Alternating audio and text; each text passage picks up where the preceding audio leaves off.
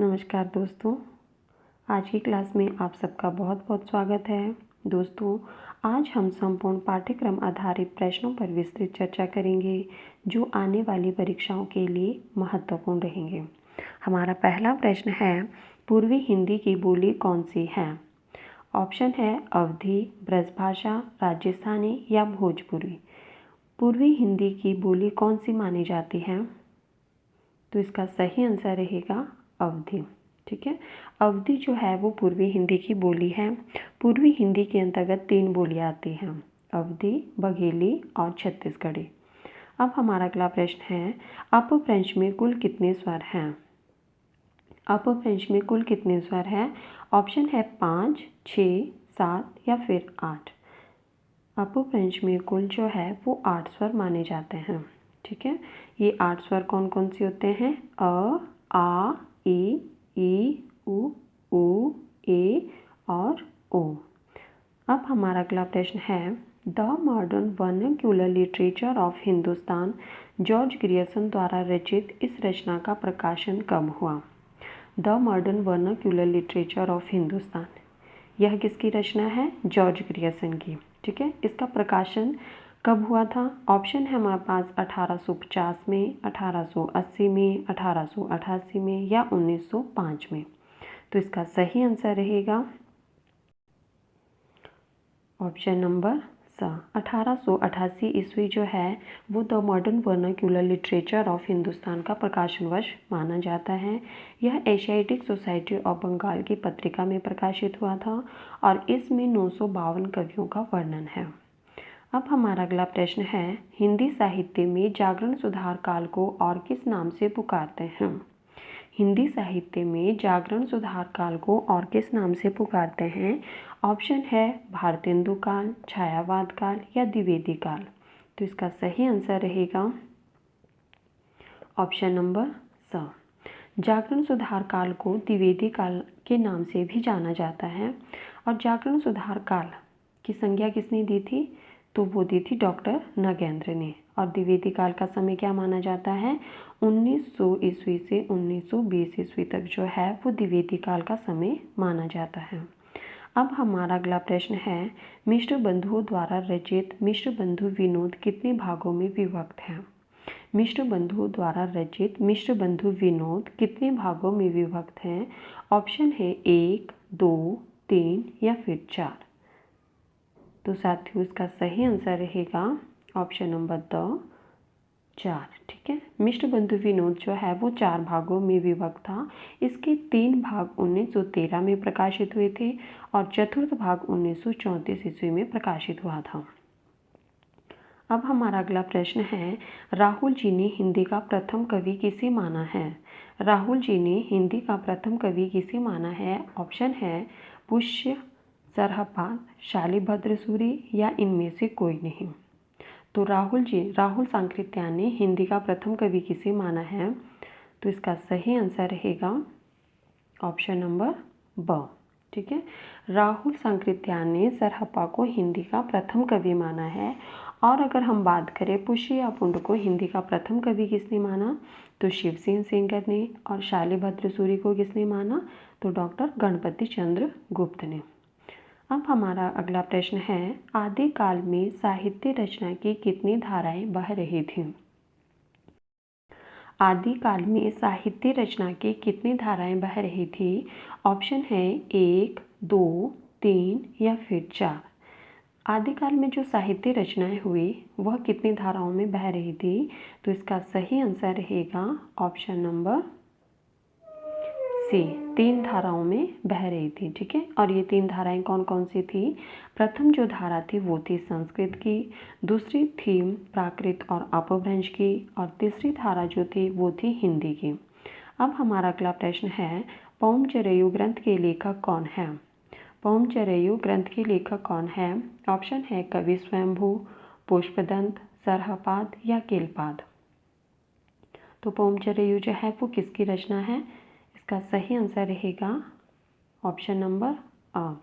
स्वयंभू की रचना का नाम पौंमचरयु है। यह राम के चरित्र का इसमें वर्णन किया गया है। इसमें 5 कांड और कुल 90 संध्या हैं। पहले इसमें 5 कांड और 83 संध्या थी। बाद में स्वयंभू के बेटे त्रिभुवन ने इसमें 7 संध्या और जोड़ दी, तो इसमें कुल मिलाकर 5 कांड और 90 संध्या हैं। अब हमारा अगला प्रश्न है, पुष्पदंत की रचना कौन सी है? पुष्पदंत की रचना कौन सी है?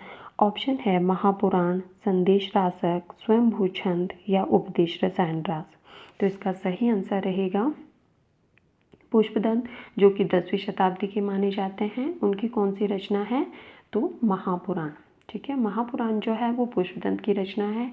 इसमें 63 शलाखा महापुरुषों का जीवन चरित्र का वर्णन किया गया है। अब हमारा अगला प्रश्न है, अपभ्रंश के प्रभाव से मुक्त हिंदी की रचना कौन सी मानी जा सकती है? अपभ्रंश के प्रभाव से मुक्त हिंदी की रचना कौन सी मानी जा सकती है? ऑप्शन है वर्ण रत्नाकर, सिद्ध साहित्य, हमीर रासो या पृथ्वीराज रासो।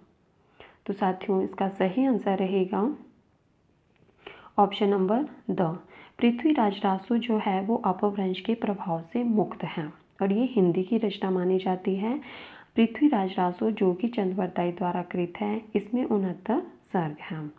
अब हमारा अगला प्रश्न है, सिद्ध साहित्य की साहित्यिक रचनाएं किस भाषा में लिखी गई? सिद्ध साहित्य की साहित्यिक रचनाएं जो है वो किस भाषा में लिखी गई? ऑप्शन है तत्कालीन लोक भाषा हिंदी में, पाली में, अवहट में या फिर संस्कृत में। तो इसका सही आंसर रहेगा ऑप्शन नंबर अ।